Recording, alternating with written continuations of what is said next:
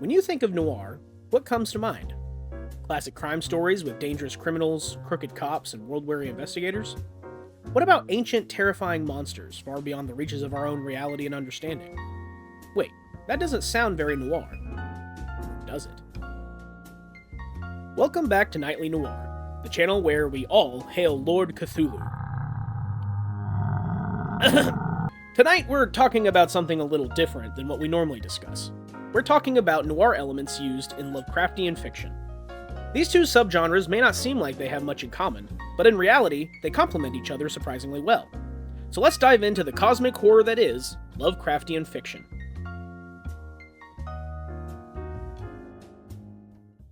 The start of Lovecraftian works is all thanks to its original creator, H.P. Lovecraft.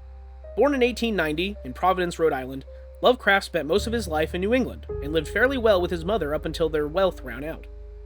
Eventually, in 1919, his mother was institutionalized, and around this time he began writing essays for the United Amateur Press Association. In 1913, shortly before his mother was institutionalized, he wrote to a pulp magazine which led him to getting more involved with pulp fiction. Lovecraft moved to New York in 1924 and got married. He got involved in a wider group of authors called the Lovecraft Circle, which was a group that Lovecraft personally invited to have other writers contribute to his shared universe and mythos. A few of the more prominent writers include Robert Bloch, Robert E. Howard, and Clark Ashton Smith. This group also introduced Lovecraft to Weird Tales, a fantasy and horror pulp fiction magazine founded by J.M. Lansinger and J.C. Henenberger in late 1922. This magazine would soon become Lovecraft's most outstanding publisher of his work. The time he spent in New York took a great toll on Lovecraft's mental health and financial state. He moved back to his hometown in 1926, where he then wrote some of his most popular stories, including The Shadow Out of Time, The Shadow over Innsmouth, and most notably, The Call of Cthulhu. He was an active writer for 11 years before succumbing to intestinal cancer at the age of 46. Lovecraft's stories revolved around the idea of cosmicism, which was a philosophy he developed over his life. Cosmicism is the idea that humanity is an insignificant part of the universe and can be taken out at any time. It's sort of like nihilism, but taken to its extreme in a way. He used fantasy and science fiction to represent the weaknesses of anthropocentrism, or human supremacy, which states that humanity is the most important existence of all. This idea was connected to his contradicting ideas on knowledge. The settings of his works usually centered around a fictionalized version of New England. Since Lovecraft believed that the Western world was deteriorating, that theme is heavily used in many of his works. He held many conservative political views, and even racist ideas, which is reflected in a lot of his stories. Lovecraft was raised as a Tory, which is a political philosophy akin to traditionalist conservatism. Think of it as a monarchist way of thinking, as this philosophy is derived from the society of Great Britain. This is what many believe to be the reason Lovecraft held so many conservative and aristocratic beliefs. Ironically enough, after the Great Depression, Lovecraft began holding more socialist beliefs while maintaining many of his elitist and aristocratic ideas as well. As far as the beliefs that helped shape Lovecraft's works, he was raised as a Protestant from his family's upbringing. Later he became a pagan after learning of Greco-Roman myths. This all drastically changed once he was introduced to the concept of space in 1902.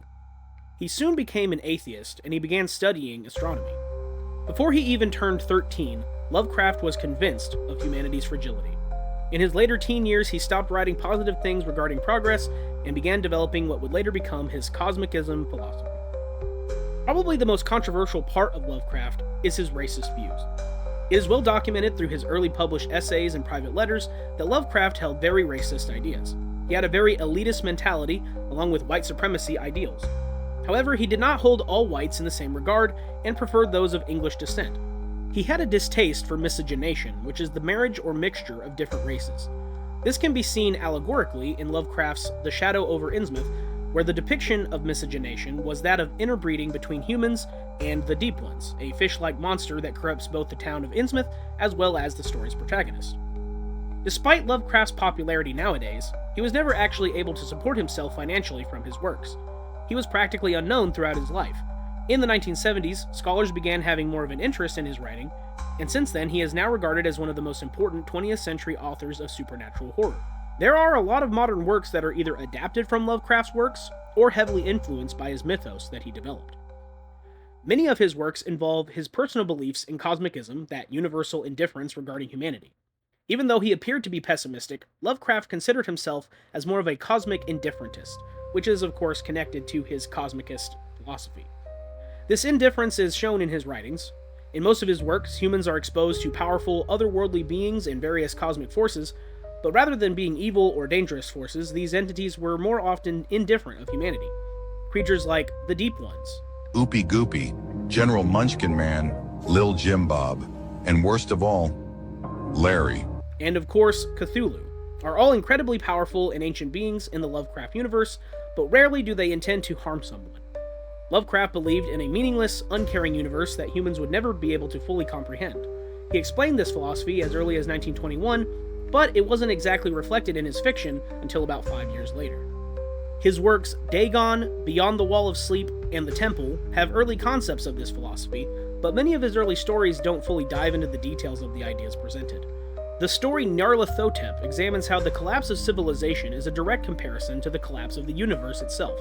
The Call of Cthulhu, one of Lovecraft's most influential works, intensifies these themes and introduces the idea of alien forces affecting humanity. Once this story was written, subsequent works explore the themes of cosmicism by confirmation rather than discovery. The protagonists in Lovecraftian fiction do not find out they are insignificant in the universe. They already hold this belief, and then it is later confirmed by some strange event in the story. Lovecraft's works exemplify his own contradicting views on knowledge. This concept is shown through the idea of forbidden knowledge. Lovecraft's fiction proposes the idea that happiness can only truly be achieved through ignorance. In these stories, trying to gain knowledge that should never be known is dangerous. This concept includes several specific ideas regarding knowledge, such as how the reality we see is actually an illusion and the real world is horrifying. Other ideas include ancient civilizations having a negative influence on the modern day. One of the most prevalent themes of Lovecraftian fiction is the dangers of self-knowledge. In many stories, protagonists seek some hidden secret or knowledge, which then opens them up to understanding their insignificance in the grand scheme of things, and the weight of that knowledge drives them to madness. That is the horror depicted in Lovecraftian fiction. There are many modern projects and products that are influenced by Lovecraft's works. Board games, plushes, and movies have all been inspired by his ideas. Even things like D&D with its mind flayers and the Spelljammer setting are heavily inspired by cosmic horror. There is even a tabletop role-playing game called Call of Cthulhu, and it is basically role-playing as a protagonist in a Lovecraft story. Video games have been a large contributor to Lovecraftian fiction. Amnesia: The Dark Descent, Dredge, and Bloodborne are all games that have elements or references to Lovecraftian works. But what does this all have to do with noir? What does that have to do with anything? Great question. Though noir usually isn't what we would consider horror, many of the elements that make up the genre could be somewhat related to Lovecraft. The protagonists in each type of fiction have an attitude of cynicism, and in some cases, fatalistic outlooks on life.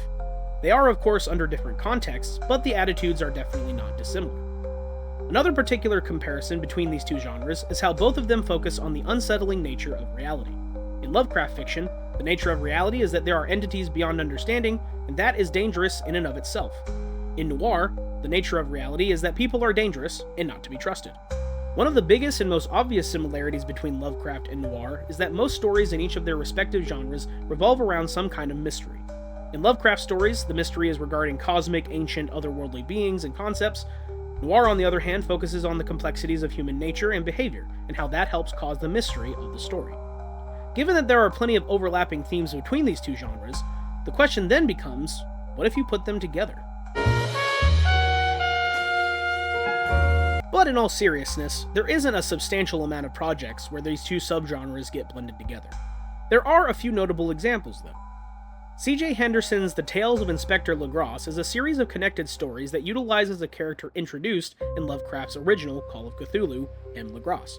The stories center around this character and continue his experiences as he discovers the cult of Cthulhu was not done with him after the events of the original story.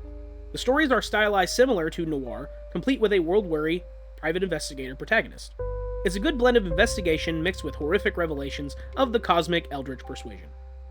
Another novel that blends these two genres well is Southern Gods by John Horner Jacobs.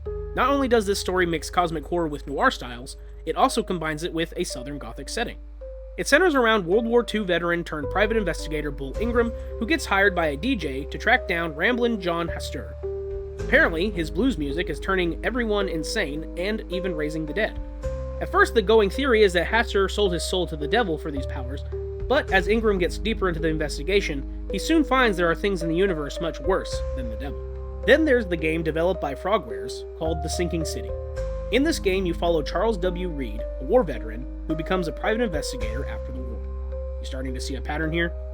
Charles searches for clues regarding horrifying visions that he's been having.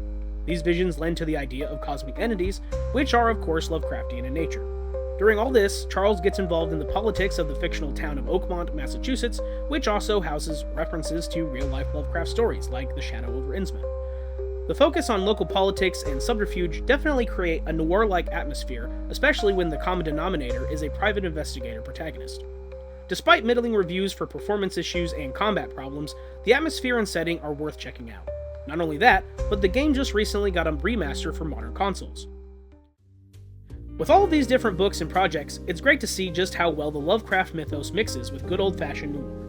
Between the world-weary protagonists along with the soul-crushing nature of the worlds they're placed in, these two subgenres really go hand in hand. Are there any books, movies, or games that you love that blend these genres together? Share them in the comments. Thanks for watching. This has been Nightly Noir, and have a good night.